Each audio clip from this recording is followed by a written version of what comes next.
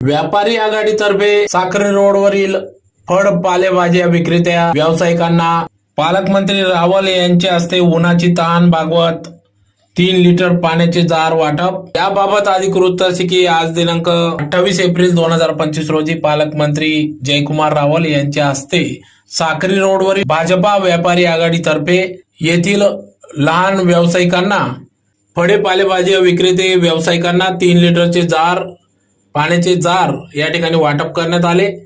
जवळजवळ 250 जार या ठिकाणी वाटप करण्यात येणार असून यात फळ पालेभाजी विक्रेते यासह धुळे शहर ट्रॅफिक पोलिसांना देखील वाटप करण्यात येणार असल्याचे या ठिकाणी माजी नगरसेवक हर्षकुमार रेलन यांनी सांगितले। तर उन्हाचा तडाखा वाढत असल्याने उन्हाचे प्रमाण वाढत असल्याने सदर बाब लक्षात घेता समर्पण हा उद्देश डोळ्यासमोर ठेवत या ठिकाणी समाजाचे आपण काही देणे लागते म्हणून हा उपक्रम या ठिकाणी राबविण्यात आला। भाजपचे व्यापारी आघाडी प्रदेश अध्यक्ष वीरेंद्र कुकरेजा यांच्या मार्गदर्शनात सदर भाजपा धुळे व्यापारी आघाडीच्या वतीने या ठिकाणी या लहान व्यावसायिकांना फळे पालेभाज्या व्यावसायिकांना 3 लिटर पाण्याचे जार या ठिकाणी वाटप करण्यात आले।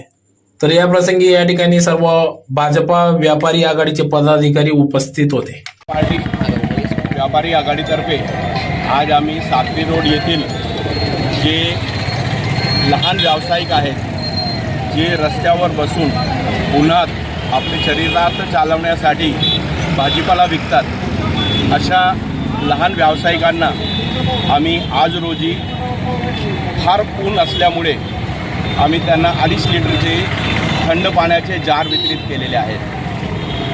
भारतीय जनता पार्टी व्यापारी आघाडीचे प्रदेश अध्यक्ष माननीय श्री वीरेंद्रजी कुकरेजा यांच्या सूचनेनुसार आम्ही हा कार्यक्रम घेण्यात आला आहे।